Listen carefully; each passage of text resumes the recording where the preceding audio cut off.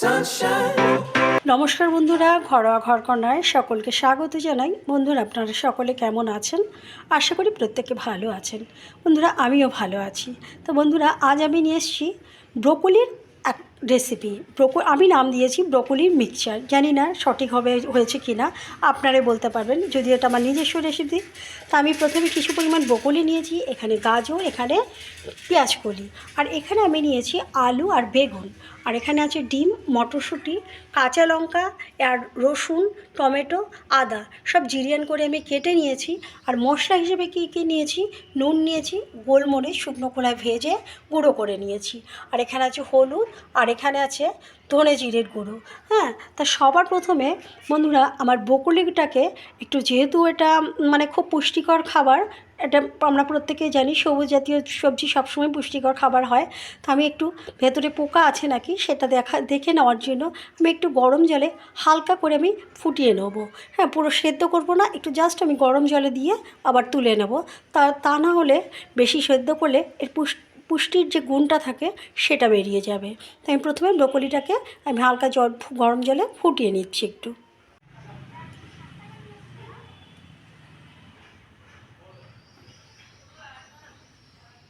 বন্ধুরা, এখানে আমি গরম জল বসিয়ে দিয়েছি, আর একটু লবণ দিয়ে দেবো। যদি ব্রোকলির মধ্যে পোকা থাকে তাহলে বেরিয়ে যাবে। আমি বেশিক্ষণ রাখবো না। হ্যাঁ, কিছুক্ষণ রেখে আমি আবার ঠান্ডা জলে দিয়ে দেবো। যদি এর মধ্যে পোকা থাকে তাহলে কিন্তু বেরিয়ে যাবে, আর বেশি সেদ্ধ করলে এর পুষ্টিগুণ বেরিয়ে যাবে এবং কালারটাও ফেড হয়ে যাবে, সেটা দেখতে ভালো লাগবে না। আমি একটুখানি গরম হলেই আমি নামিয়ে নেবো। বন্ধুরা, ব্রোকলিটাকে আমি গরম জল থেকে নামিয়ে আমি ঠান্ডা জলে একটু ভেজিয়ে রেখেছি। বন্ধুরা, এখানে আমি 3টে ডিম ভেঙে নিয়েছি, একটু লবণ দিয়ে দিলাম, আর একটু গোলমরিচের গুঁড়ো দিয়ে দিলাম। এবার ভালো করে ফেটিয়ে নেব ডিমটাকে। বন্ধুরা, কড়াইয়ে আমি তেল বসিয়ে দিয়েছি, আর এই যে ডিমটা যে আমি ফেটিয়ে নিয়েছি, ডিমটাকে এবার আমি একটু ভেজে নেব। একদম কড়া করে ভাজবো না, একটু টুকরো টুকরো করে অমলেট করার মতো করে নাড়িয়ে আমি ভেজে নেব। ঠিক বন্ধুরা, আমি এরকমভাবে করে ডিমটাকে একটু বড় বড় টুকরো করে নেব। লাল লাল যাতে না হয় সেই চেষ্টাটা আমাকে করতে হবে। এইভাবে আমি নামিয়ে নেব।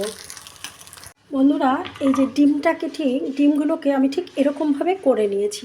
এবার কড়াইয়ে আমি আবার তেল দিয়ে দিয়েছি, এবার একটু লবণ দিয়ে দিলাম। সমস্ত সবজিগুলোকে আমি ভেজে নেব হালকা করে। এখন এখানে আলু আর গাজরটাকে দিয়েছি, আমি এটাকে হালকা করে সব সবজি একা করে আমি ভেজে নেব। একটু ঢেকে ভালো করে হালকা করে ভেজে নেব। এবার ঢেকে দিলাম। বন্ধুরা, এই যে আমার গাজর আর আলুটা ভাজা হয়ে গেছে, এখন এই তেলে আমি ব্রোকলিটাকে ভেজে নেব। হ্যাঁ, ব্রোকলিটাকে দিয়ে দিলাম, ব্রোকলিটাকে ভেজে নেব। আমি কিন্তু খুব কড়া করে ভাজবো না ব্রোকলিটা, একটু ঢেকে দেবো। বন্ধুরা, এবার আমি ব্রোকলিটাকে তুলে নেব। খুব বেশি আমি কড়া করে ভাজবো না, এবার তুলে নেব। বন্ধুরা, এই তেলেই এখন আমি বেগুনটা ভেজে নেব। এই যে আমার সমস্ত সবজিগুলো আমি ভেজে রেখেছি, এবার বেগুনটা হালকা করে ভেজে নেব। একটু ঢেকে দেবো, তাহলে তাড়াতাড়ি বেগুনটা নরম হয়ে যাবে। আমি আবারও তেল দিয়ে দিয়েছি, আর এই যে এখানে আমার সমস্ত সবজি ভাজা হয়ে গেছে। এখন এই তেলের মধ্যে আমি যে আদা জিলিয়ান করে কেটেছি, রসুন এবং কাঁচা লঙ্কা, সেগুলো সব দিয়ে দেবো। একটু ভাজা ভাজা হয়ে গেলে তারপর আমি শুকনো মশলাগুলো দেবো। বন্ধুরা, এখানে আমি টমেটো সস, চিলি সস এবং সোয়া সস রেখেছি, এটা আমি একটা বাটির মধ্যে জল দিয়ে একটু গুলে নেব। বন্ধুরা, এবার আমি টমেটোটা দিয়ে দেবো। টমেটোটা দিয়ে আবার একটু নাড়াচাড়া করব। নাড়াচাড়া করে এই যে আমি যে গোলমরিচ ক্রাশ করে রেখেছিলাম সেটা দিয়ে দেবো, লবণটা দিয়ে দেবো, হলুদটা দিয়ে দেবো, আর ধনে জিরে গুঁড়োটা দিয়ে দেবো। দিয়ে আমি একটু নাড়িয়ে নেবো ভালো করে। এরপর আমি সসটা দেব। বন্ধুরা, আমি যে সসটা বাটিতে গুলিয়ে নিয়েছি, এবার আমি এটা দিয়ে দেবো। দিয়ে একটু নাড়িয়ে নেবো। মটরশুঁটিটা দিয়ে আমি নাড়িয়ে চাড়িয়ে নেব, ভালো করে নাড়িয়ে নেব। একটু হয়ে গেলে আমি পেঁয়াজ কলিটা দিয়ে দেবো। বন্ধুরা এই সময় ঠিক আমি পেঁয়াজ কলিটা দেবো। পেঁয়াজ কলি আমি ভাজিনি, যেহেতু পেঁয়াজ কলিটা খুব নরম সেই কারণে আমি ভাজিনি। এবার একটু হয়ে গেলে একটু হতে দেবো, তারপর আমি সমস্ত সবজিগুলোকে আমি দিয়ে দেবো। বন্ধুরা এবার আমি সমস্ত সবজিগুলোকে একসঙ্গে দিয়ে দেবো। এবার ভালো করে মিশিয়ে নেব। দেখুন বন্ধুরা কি সুন্দর কালারফুল হয়েছে, দেখতেও কিন্তু ভালো লাগছে, খেতেও কিন্তু অসাধারণ লাগবে। আমি ডিমটা এখন দেবো না, যেহেতু ডিমটা ভাজা আছে। এটা হয়ে গেলে পরে আমি ডিম দেবো, আবার একটা জিনিস দেবো, সাদা তিল। আর বন্ধুরা আমার ইউটিউব চ্যানেল ঘরোয়া ঘরকন্যা নামেই আছে। প্লিজ লাইক করবেন, কমেন্ট করবেন, শেয়ার করবেন। আর বন্ধুরা আপনারা কমেন্ট করছেন কিন্তু লাইক করছেন না, প্লিজ একটা লাইক দিয়ে দেবেন। হ্যাঁ, আর যে সকল নতুন পুরনো বন্ধুরা দেখছেন না, আমাকে এত সুন্দর সুন্দর কমেন্ট করছেন, অসংখ্য অসংখ্য ধন্যবাদ আপনাদেরকে। আর নতুন যে সকল বন্ধুরা দেখবেন অবশ্যই প্লিজ প্রথমে সাবস্ক্রাইব করে একটা লাইক দিয়ে তারপর একটা সুন্দর করে কমেন্ট করে যাবেন। দেখবেন আমিও যে আপনার পরিবারে গিয়ে আমি একটা লাইক কমেন্ট শেয়ার করে দিয়ে আসবো। কেমন বন্ধুরা? এখন আস্তে আস্তে হতে থাকবে। এখন আমি একটু ঢেকে দেবো। দেখুন বন্ধুরা কি সুন্দর কালারফুল লাগবে দেখতে কিন্তু রেসিপিটা। আর এই রেসিপিটা খেতে কিন্তু বন্ধুরা রুটি, পরোটা, ভাত সব কিছুর সঙ্গে অসাধারণ লাগে। এবার আমি ঢাকনাটা তুলে দেখব কতটা সেদ্ধ হয়েছে। হ্যাঁ, সবজিগুলো মানে মোটামুটি সেদ্ধ হয়ে গেছে, কিন্তু তবু আমি আরও একটু সেদ্ধ করব।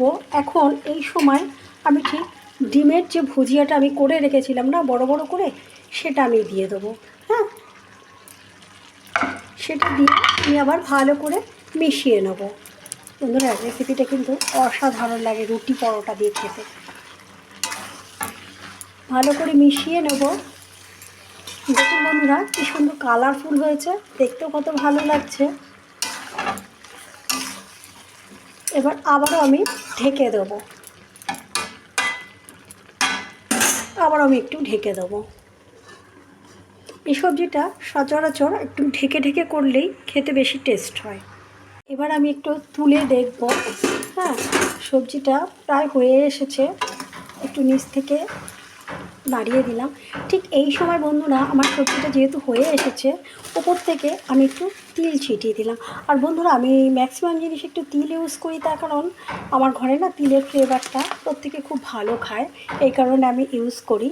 হ্যাঁ, এখন আমি গ্যাসের ফ্লেমটা অফ করে আমি তিলের ফ্লেভারটা যাতে সবজির ভেতর ঢুকে যায় সেজন্য আমি কিছুক্ষণের জন্য ঢেকে রেখে দেবো। বন্ধুরা আমি যে ব্রোকলির মিক্সচার বানাবো বলেছিলাম, তা আমার সেই ব্রোকলি মিক্সচার আমার হয়ে গেছে। দেখুন কালারটাও কত সুন্দর হয়েছে। বন্ধুরা আপনাদের যদি আমার এই রেসিপিটি ভালো লেগে থাকে অবশ্যই বন্ধুরা আমার পাশে থাকবেন। বন্ধুরা সবসময় ভালো থাকবেন। আজকের মতো শেষ করছি, আবার নেক্সট কোনো ভিডিওতে দেখা হবে। ততক্ষণের জন্য বন্ধুরা ভালো থাকুন, সুস্থ থাকুন। আর বন্ধুরা আমার ইউটিউব চ্যানেল ঘরোয়া ঘরকন্যা নামেই আছে। Please like, subscribe, comment, share করে পাশে থাকবেন। কেমন বন্ধুরা? আজকের মতো রাখলাম।